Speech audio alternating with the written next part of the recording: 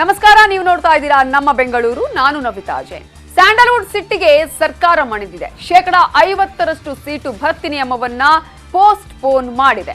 ಇನ್ನೂ 3 ದಿನ 100% ಭರ್ತಿಗೆ ಸರ್ಕಾರ ಅವಕಾಶ ಕೊಟ್ಟಿದೆ. ಸ್ಯಾಂಡಲ್ವುಡ್ ಸಿಟ್ಟು, ಅಪ್ಪು ಭೇಟಿ ಬಳಿಕ ಸರ್ಕಾರ ಉಲ್ಟಾ ಹೊಡೆದಿದೆ. ಇದು ಒಂದು ಒಳ್ಳೆ ಕನ್ನಡ ಸಿನಿಮಾನ ಕೊಲೆ ಮಾಡ್ದಂಗಾಗುತ್ತೆ. ಅವರು ನಿಭಾಯಿಸಕ್ಕೆ ಶಕ್ತಿ ದೇವರೇ ಇಲ್ಲ ಅಂದ್ರೆ ಸುಧಾಕರ್ ಅವರು ದಯವಿಟ್ಟು ಬೇರೆ ಖಾತೆ ಕೊಟ್ಟು. ಚಿತ್ರರಂಗಕ್ಕೆ ಅದೇ ರೀತಿ ವೆಂಟಿಲೇಟರ್ ಪರಿಸ್ಥಿತಿ. ಚಿತ್ರರಂಗದ ಆರೋಗ್ಯ ದೃಷ್ಟಿಯ ಬಗ್ಗೆ ಮಾಹಿತಿ ಇಲ್ಲ ಅಂತ. ಸಿನಿಮಾ ನಿರ್ಬಂಧ ಇಲ್ಲ ಅಂದಿದ್ದಕ್ಕೆ ರಿಲೀಸ್. ಕನ್ನಡ ಸಿನಿಮಾವನ್ನ ದಯವಿಟ್ಟು ಕೊಲ್ಲಬೇಡಿ. ಈಗ ಸಡನ್ ಆಗಿ ಈ ತರ ಅನೌನ್ಸ್ ಮಾಡಿದ ತಕ್ಷಣ ಏನಾಗುತ್ತೆ, ಜನಗಳಲ್ಲೇ ಒಂದು ಕನ್ಫ್ಯೂಷನ್ ಕ್ರಿಯೇಟ್ ಆಗುತ್ತೆ. ಸೊ ನಾವು ಏನು ಮಾಡಬೇಕು ಅಂತ ನಮ್ಗೆ ಅರ್ಥ ಆಗ್ತಿಲ್ಲ. ಈಗ ದಯವಿಟ್ಟು ಇದನ್ನು ವಾಪಸ್ ತಗೊಂಡು ಅಟ್ಲೀಸ್ಟ್ ಒಂದಷ್ಟು ಕೆಲವಾರು ದಿನಗಳನ್ನ ಇದನ್ನ 100% ಬಿಡಬೇಕು. ಇಲ್ಲದ್ರೆ ನಮಗೇನಾಗುತ್ತೆ, ನಾವು ಚೇತರಿಸ್ಕೊಳ್ಳೋಕ್ಕಾಗಲ್ಲ. ಇದು ತುಂಬ ಕಷ್ಟ ಆಗುತ್ತೆ. ಇದು ಒಂದು ಒಳ್ಳೆ ಕನ್ನಡ ಸಿನಿಮಾನ ಕೊಲೆ ಮಾಡ್ದಂಗಾಗುತ್ತೆ ನಮಗೆ. ರಾಜಕೀಯಕ್ಕೆ ಇಲ್ಲದ ರೂಲ್ಸ್ ಸಿನಿಮಾಗೆ ಯಾಕೆ? ಎಲ್ಲ ಹೀರೋಗಳ ಫ್ಯಾನ್ಸ್ ಬೀದಿಗಿಳಿದ್ರೆ ಬೇರೆ ಆಗತ್ತೆ. ನಿಮಗೆ ಬೇಕಾದ ಫಂಕ್ಷನ್ ಅಲ್ಲಿ ನೀವೇ ಒಂದ್ಸರಿ ನೋಡಿ, ಎಷ್ಟು ಕೋಟಿ ಜನನ ಬಿಡ್ತೀರಾ, ಎಷ್ಟು ಸಾವಿರ ಜನನ ಬಿಡ್ತೀರಾ. ನಿಮ್ಮ ರ್ಯಾಲಿಲಿ ಎಷ್ಟು ಜನ ಓಡಾಡ್ತಾ ಇದ್ದಾರೆ. ಆದರೆ ನಮ್ಮೊಂದು 500 ಜನ ಕೂತ್ಕೊಂಡು ಇಂಡಸ್ಟ್ರಿ ಅವ್ರಿಗೆ ಊಟ ಕೊಡ್ತಾರೆ. ಅದನ್ನ ಯಾಕೆ ಕಿತ್ಕೋತೀರಾ ಸ್ವಾಮಿ? ಫ್ಯಾನ್ಸ್ ಅಂತ ಇದ್ದಾರಲ್ಲ ಸರ್, ಖಂಡಿತವಾಗ್ಲೂ ಅವರು ಮನಸ್ಸು ಮಾಡಿ ನಿಜವಾಗ್ಲೂ ನಿಂತ್ರೆ ಬೇರೆ ತರನೇ ಹೋರಾಟ ಮಾಡ್ತಾರೆ ಸರ್ ಫ್ಯಾನ್ಸ್. ಸುಧಾಕರ್ ಖಾತೆ ಬದಲಿಸಿದ್ರೆ ಒಳ್ಳೇದು. ಯಾರಿಗೂ ತಿಳಿಸಲ್ಲ, ಏಕಾಏಕಿ ಇವರು 50% ಏನು ಮಾಡಬೇಕು. ಆಮೇಲೆ ಅವರು ನಿಭಾಯಿಸಕ್ಕೆ ಶಕ್ತಿ ದೇವರೇ ಇಲ್ಲ ಅಂದ್ರೆ ಮಾನ್ಯ ಮುಖ್ಯಮಂತ್ರಿ ಯಡಿಯೂರಪ್ಪ ಕೈಲಿ ಮನವಿ ಮಾಡ್ತೀನಿ, ಸುಧಾಕರ್ ಅವರು ದಯವಿಟ್ಟು ಬೇರೆ ಖಾತೆ ಕೊಟ್ಟು ಇದಕ್ಕೆ ಅಟ್ಲೀಸ್ಟ್ ಯಾರು ನಿಭಾಯಿಸುವಂತ ಒಂದು ಖಾತೆ ಕೊಟ್ಟರೆ ಅವರಿಗೆ, ಆ ಸಚಿವರಿಗೆ ಕೆಲಸ ಮಾಡಲಿ ಅಂತ ಹೇಳ್ತೀನಿ. ಯಶ್, ಶಿವಣ್ಣ, ಸುದೀಪ್ ಕೂಡ ಸರ್ಕಾರದ ನಿರ್ಧಾರಕ್ಕೆ ವಿರೋಧ.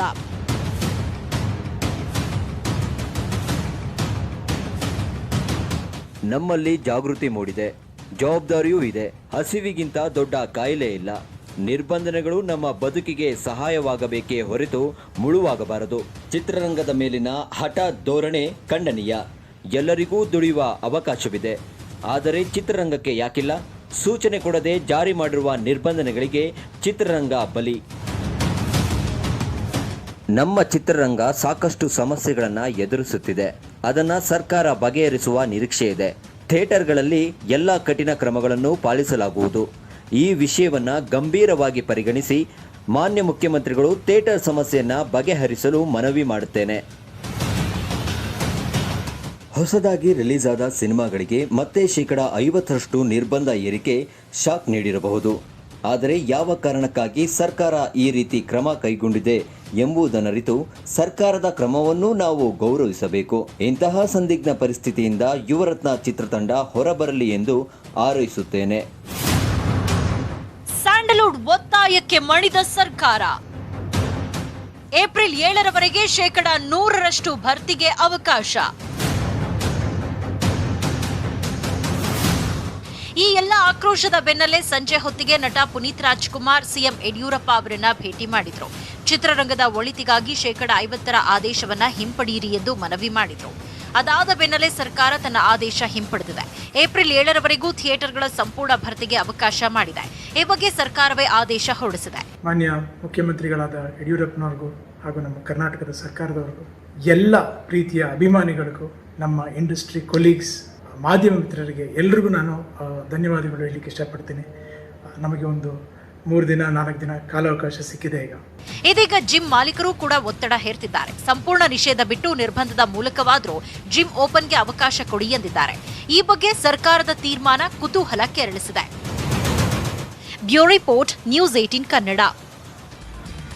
ಸಿಲಿಕಾನ್ ಸಿಟಿಗೆ ಕೊರೋನಾ ಕಾಟ ತಪ್ಪಿಲ್ಲ. ದಿನೇ ದಿನೇ ಏರಿಕೆಯಾಗ್ತಿರೋ ಸೋಂಕು ಕಟ್ಟಿ ಹಾಕಲು ಸರ್ಕಾರ ಈಗಾಗಲೇ ಹಲವು ಕ್ರಮ ತೆಗೆದುಕೊಂಡಿದೆ. ಆದರೆ ಜನ ಮಾತ್ರ ಬುದ್ಧಿ ಕಲಿತಿಲ್ಲ.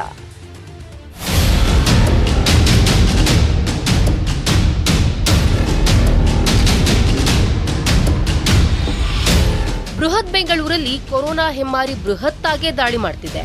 ಕೊರೋನಾ 2ನೇ ಅಲೆಯ ಸುಳಿಯಲ್ಲಿ ಸಿಲುಕಿ ಒದ್ದಾಡ್ತಿರೋ ಸಿಲಿಕಾನ್ ಸಿಟಿಯಲ್ಲಿ ಮತ್ತೆ ದಾಖಲೆ ಮಟ್ಟದಲ್ಲೇ ಸೋಂಕು ದಾಳಿ ಮಾಡಿದೆ. ಕಳೆದ 4-5 ದಿನದಿಂದ 3,000 ಲೆಕ್ಕದಲ್ಲಿ ಸಿಟಿ ಮಂದಿ ಹೆಗಲೇರ್ತಿದೆ. ಲೆಕ್ಕಕ್ಕೆ ಮಾತ್ರ ರೂಲ್ಸ್, ನಿಯಮ ಆಟರ್ ಫ್ಲಾಪ್. ಮಾರ್ಗಸೂಚಿ ಪಾಲಿಸದೆ ಜನರ ಓಡಾಟ ವ್ಯಾಪಾರ.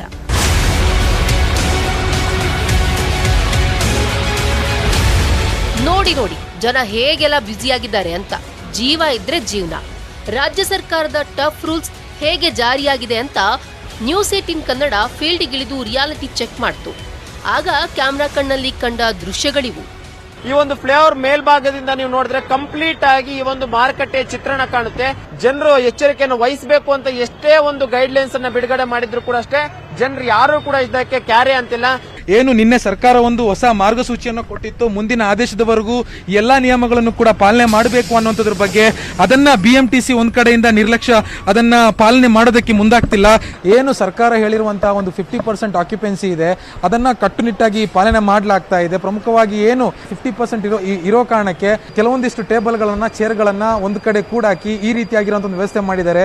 ಇದ್ರ ಜೊತೆಗೆ ಸಾಮಾಜಿಕ ಅಂತರವನ್ನ ಕಾಪಾಡೋದಕ್ಕೆ ಇಲ್ಲಿ ನೆಲದ ಮೇಲೆ ಒಂದು ಸ್ಟಿಕ್ಕರ್ಗಳನ್ನು ಕೂಡ ಅಂಟಿಸಿದ್ದಾರೆ. ಒಂದೊಂದು ಶಿಫ್ಟ್ ನಲ್ಲಿ ಸುಮಾರು 30 ರಿಂದ 40 ಜನ ಇಲ್ಲಿ ಬಂದು ಜಿಮ್ ಮಾಡ್ತಾ ಇದ್ರಂತೆ. ಆದ್ರೆ ನಿನ್ನೆ ಒಂದು ಸರ್ಕಾರ ಹೊಸ ರೂಲ್ಸ್ ಅನ್ನ ಜಾರಿಗೆ ತಂದಂತ ಹಿನ್ನೆಲೆಯಲ್ಲಿ ಯಾರೊಬ್ರು ಕೂಡ ಅಷ್ಟೇ ಜಿಮ್ ನ ಕಡೆ ಸುಳಿತಾ ಇಲ್ಲ. ಇಲ್ಲಿ ಇವತ್ತಿನಿಂದ ಯಾವುದೇ ಕಾರಣಕ್ಕೂ ಈಜು ಕ್ರೀಡೆಗೆ ಅಥವಾ ಈಜಾಡೋದಕ್ಕೆ ಅಥವಾ ಸ್ವಿಮ್ ಮಾಡೋದಕ್ಕೆ ಯಾವುದೇ ಕಾರಣಕ್ಕೂ ಅನುಮತಿ ಇಲ್ಲ ಅನ್ನುವಂತ ಒಂದು ನಿರ್ಧಾರವನ್ನ ಈ ಸ್ವಿಮ್ಮಿಂಗ್ ಪೂಲ್ ಆಡಳಿತ ಮಂಡಳಿ ಏನು ತೆಗೆದುಕೊಂಡಿರುವಂತದ್ದು.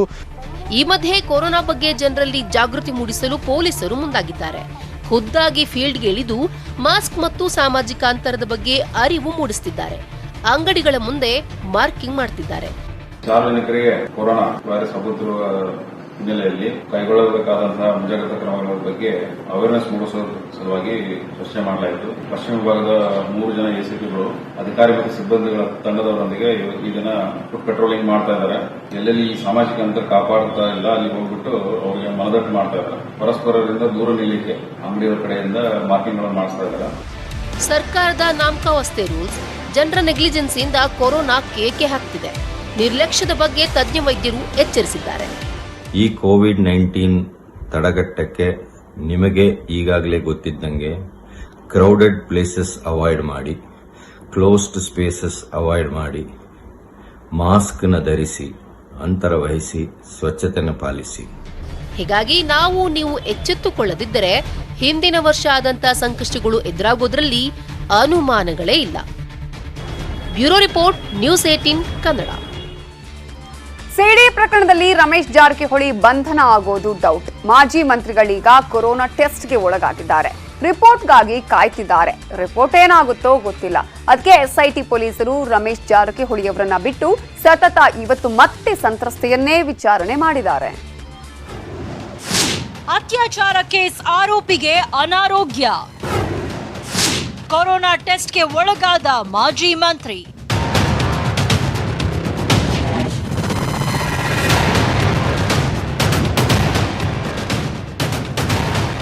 ಅಚ್ಚರಿ ಅನಿಸಿದ್ರು ಇದು ಸತ್ಯ.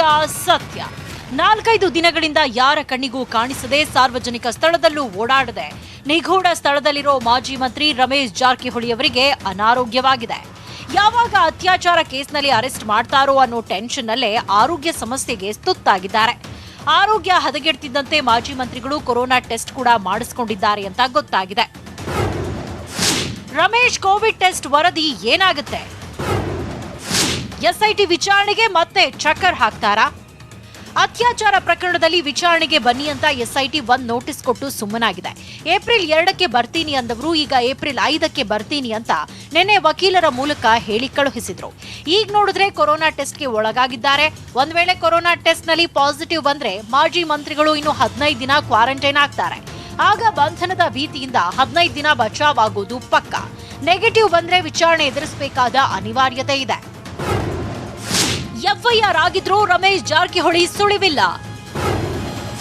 ಸತತ 5ನೇ ದಿನವೂ ಸಂತ್ರಸ್ತೆಗೆ ವಿಚಾರಣೆ ಬಿಸಿ. SIT ಪೊಲೀಸರು ಇದುವರೆವಿಗೂ ಸಂತ್ರಸ್ತ ಯುವತಿಯನ್ನ 5 ಸಲ ವಿಚಾರಣೆ ಮಾಡಿದ್ದಾರೆ. ನಿನ್ನೆಯೇ ಎಲ್ಲ ವಿಚಾರಣೆ ಮುಗೀತು ಅಂತ ಕಳುಹಿಸಿ ಕೊಟ್ಟಿದ್ರು. ಇವತ್ತು ಮತ್ತೆ ವಿಚಾರಣೆ ನಡೆಸಿದ್ದಾರೆ. ಆದ್ರೆ FIR ಆದಾಗಿನಿಂದ ರಮೇಶ್ ಜಾರಕಿಹೊಳಿ ಅವರನ್ನ ವಿಚಾರಣೆ ಮಾಡಿಲ್ಲ. ಈಗ ಆರೋಗ್ಯ ಸಮಸ್ಯೆ ಬಗ್ಗೆನೂ ಸುದ್ದಿ ಆಗ್ತಾ ಇದೆ. ಇದಕ್ಕೆ KPCC ಅಧ್ಯಕ್ಷ DK ಶಿವಕುಮಾರ್ ವ್ಯಂಗ್ಯ ಮಾಡಿದ್ದು ಹೀಗೆ. ನೋಡಪ್ಪ, ಒಳ್ಳೆ ಆಯುಧ ಪಾಪ. ನನಗೆ ಆ police officers I am feeling very sorry for them. ಒಳ್ಳೊಳ್ಳೆ ಹೆಸರು ಇಟ್ಕೊಂಡಿರೋಂಥ ಆಫೀಸರು. ಐ ಡೋಂಟ್ ನೋ, ಈಗ ಮಾತಾಡೋದು ಬೇಡ. ಏನೋ ಯಾವ ದಿಕ್ಕಿನಲ್ಲಿ ಏನೇನು ನಡೀತಾ ಇದೆ ಅಂತ ನನಗೆ ಗೊತ್ತಿಲ್ಲ. ಪಾಪ ಅವ್ರದ್ದು ಏನೇನು ಕಷ್ಟ ಸುಖ ನೋವು ಎಲ್ಲೆಲ್ಲೇನೇನು ನೋವು ಇದೆಯೋ. Manjunath N, crime bureau, news 18 Kannada.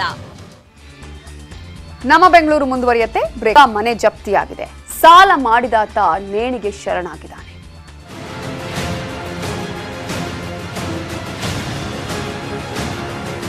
Seize ಮಾಡಿರೋ ಮನೆಗೆ ಬೀಗ ಹಾಕಿರೋ ಮನೆ ಮುಂದೆ ಬ್ಯಾಂಕ್ ಕಡೆಯಿಂದ ಹಾಕಿರೋ ಸೆಕ್ಯೂರಿಟಿ ಗಾರ್ಡ್, ಕಾಂಪೌಂಡ್ ಮೇಲೆ ಮನೆ ಸೀಸ್ ಮಾಡಿರೋ ನೋಟಿಸ್.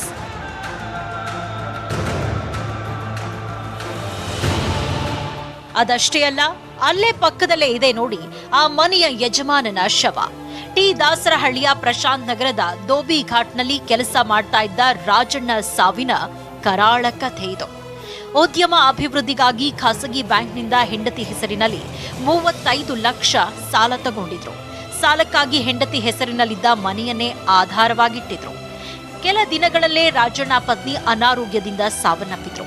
ಸಾಲದ ಹೊರೆ ರಾಜಣ್ಣ ಮೇಲೆ ಬಿತ್ತು. ಹಾಗೋ ಹೀಗೋ ಕಂತು ಕಟ್ಟುತ್ತಾ ಬಂದಿದ್ರು.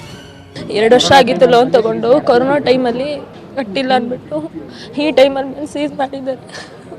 ಇವತ್ತು ನಮ್ಮ ಅಪ್ಪಗೆ ಇಂಥ ಪರಿಸ್ಥಿತಿ ಬಂದಿದೆ, ಯಾರಿಗೂ ಈ ಪರಿಸ್ಥಿತಿ ಬರಬಾರ್ದು. ಬ್ಯಾಂಕ್ ಅವರು ಸೀಸ್ ಮಾಡಿಬಿಟ್ಟು ದಯಾದಾಕ್ಷಿಣ್ಯದಿಂದ ಈ ಥರ ಮಾಡಿದ್ದಾರೆ. ಅವರು ಕೆಲಸ ಮಾಡಿಕೊಂಡು ಡೋಬಿ ಘಾಟಲ್ಲಿ ಕೆಲಸ ಮಾಡಿಕೊಂಡು ಚೆನ್ನಾಗಿದ್ರು. ಏನೋ ಒಂದು ಕಾರಣಾಂತರದಿಂದ ಅವ್ರಿಗೆ ಮನೆ ಪರಿಸ್ಥಿತಿ ಈ ಥರ ಆಯಿತು. ಅದರಿಂದ ಬ್ಯಾಂಕ್ ಅವರು ಬಹಳ ದೌರ್ಜನ್ಯ ಮಾಡಿ ಅವ್ರಿಗೆ ಮನೇನೂ ಇಲ್ದಂಗೆ ಮಾಡಿ ಬಹಳ ಕಷ್ಟ ಕೊಟ್ಟರು. ನಮ್ಮ ಕೈಗೆ ನೋಡೋಕ್ಕಾಗಲಿಲ್ಲ. ಅವರು ಇನ್ನೆಷ್ಟು ಸಹಿಸ್ಕೊತಾರೆ. ಕೊರೋನಾದಿಂದಾಗಿ ಹಣ ಹೊಂದಾಣಿಕೆ ಆಗದೆ ಸಾಲ ತೀರಿಸಲಾಗಲಿಲ್ಲ. ಬ್ಯಾಂಕ್ನವರು ಮನೆಗೆ ಬಂದು ಮನೆ ಬರೆದುಕೊಡಿ ಅಂತ ಒತ್ತಾಯ ಮಾಡಿದ್ರು ಎಂಬ ಆರೋಪ ಕೇಳಿಬಂದಿದೆ. ಪರಿಣಾಮ ಬ್ಯಾಂಕ್ನವರು ಬಂದು ಮನೆ ಸೀಲ್ ಮಾಡಿದ್ದಾರೆ. ಸೀಲ್ ಮಾಡಿ ಸೆಕ್ಯೂರಿಟಿಯನ್ನು ಹಾಕಿದ್ದಾರೆ. ಮನೆ ಕಳೆದುಕೊಂಡು ಸಣ್ಣ ಗುಡಿಸಲಿನಲ್ಲಿ ವಾಸ ಮಾಡ್ತಾ ಇದ್ದ ರಾಜಣ್ಣ ಅಲ್ಲೇ ಆತ್ಮಹತ್ಯೆ ಮಾಡಿಕೊಂಡಿದ್ದಾರೆ. 35 ಲಕ್ಷ ತಗೊಂಡ್ಮೇಲೆ 17 ಲಕ್ಷ ಕಟ್ಟವ್ರೆ. 17 ಲಕ್ಷ ಕಟ್ಟಿನೂ ಈಗ ಲಾಸ್ಟ್ ಇಯರ್ ಫೆಬ್ರವರಿಲಿ 10 ಲಕ್ಷ ಕಟ್ಟವ್ರೆ. ಆದ್ರೂ ಇವಾಗ ಕೊರೋನಾ ಟೈಮ್ ಬಂದಮೇಲೆ ಹೇಳೋರೆ ಈ ಥರ ಟೈಮ್ ಕೊಡಿ ಅಂತ, ಆದರೂ ಟೈಮ್ ಕೊಟ್ಟಿಲ್ಲ. ಆಮೇಲೆ ಈ ಥರ ಈ ಇಯರ್ ಬಂದು ಫೆಬ್ರವರಿ 16ನೇ ತಾರೀಕು ಬಂದು ಮನೆ ಸೀಸ್ ಮಾಡವ್ರೆ. ನಾವು ತುಂಬ ಕೇಳ್ಕೊಂಡ್ವಿ, ಸರ್ ಈ ಥರ ಇದೇ ಪ್ರಾಬ್ಲಮ್ಮು, ಕಟ್ಕೊಂಡು ಹೋಗ್ತೀವಿ ಅಂತ, ಆದರೂ ಬಿಟ್ಟಿಲ್ಲ. ತುಂಬ ಸೋತ್ಬಿಟ್ಟಿದ್ರು ಸರ್. ಕೋವಿಡ್ನಂತಹ ಸಂದರ್ಭದಲ್ಲಿ ಬ್ಯಾಂಕ್ಗಳ ಇಂತಹ ಕಿರುಕುಳದಿಂದ ಮುಕ್ತಿ ಸಿಗಬೇಕಾಗಿದೆ. ನ್ಯೂಸ್ 18 ಕನ್ನಡ, ನೆಲಮಂಗಲ. ಸ್ಯಾಂಡಲ್ವುಡ್ನ ಡ್ರಗ್ಸ್ ಕೇಸ್ಗೂ ತೆಲಂಗಾಣ ರಾಜಕಾರಣಕ್ಕೂ ಲಿಂಕ್ ಆಗಿದೆ. ಈ ಡ್ರಗ್ಸ್ ಜಾಲ ಬೆಂಗಳೂರಿನಿಂದ ತೆಲಂಗಾಣದ ಎಂಎಲ್ಎಗಳವರೆಗೂ ಹಬ್ಬಿದೆ. ನಿರ್ಮಾಪಕ ಶಂಕರೇಗೌಡನ ವಿಚಾರಣೆ ವೇಳೆ ರಾಜಕಾರಣಿಗಳ ಆಯ್ನಾತಿ ಕೆಲಸ ಬೆಳಕಿಗೆ ಬಂದಿದೆ. ತೆಲಂಗಾಣದ ಕೆಲ ರಾಜಕಾರಣಿಗಳು, ಸೆಲೆಬ್ರಿಟಿಗಳು, ಉದ್ಯಮಿಗಳು ಕೂಡ ಬೆಂಗಳೂರಿನ ಡ್ರಗ್ಸ್ ಪಾರ್ಟಿಯಲ್ಲಿ ಭಾಗಿಯಾಗ್ತಿದ್ದಾರಂತೆ. ಇತ್ತೀಚೆಗಷ್ಟೇ ಟಾಲಿವುಡ್ ನಟ ತನಿಷ್ ಅನ್ನುವಾತನ ವಿಚಾರಣೆ ಮಾಡಿದ್ರು ಗೋವಿಂದಪುರ ಪೊಲೀಸರು. ಈ ವೇಳೆ ತೆಲಂಗಾಣದ 3-4 ಎಂಎಲ್ಎಗಳ ಸಂಪರ್ಕದ ಬಗ್ಗೆ ಮಾಹಿತಿ ಸಿಕ್ಕಿದೆ. ಇದು ಇವತ್ತಿನ ನಮ್ಮ ಬೆಂಗಳೂರು. ನೋಡ್ತಾ ಇರಿ ನ್ಯೂಸ್ 18 ಕನ್ನಡ. ಜಾಲ ನಮ್ಮದು, ಬಲ ನಿಮ್ಮದು.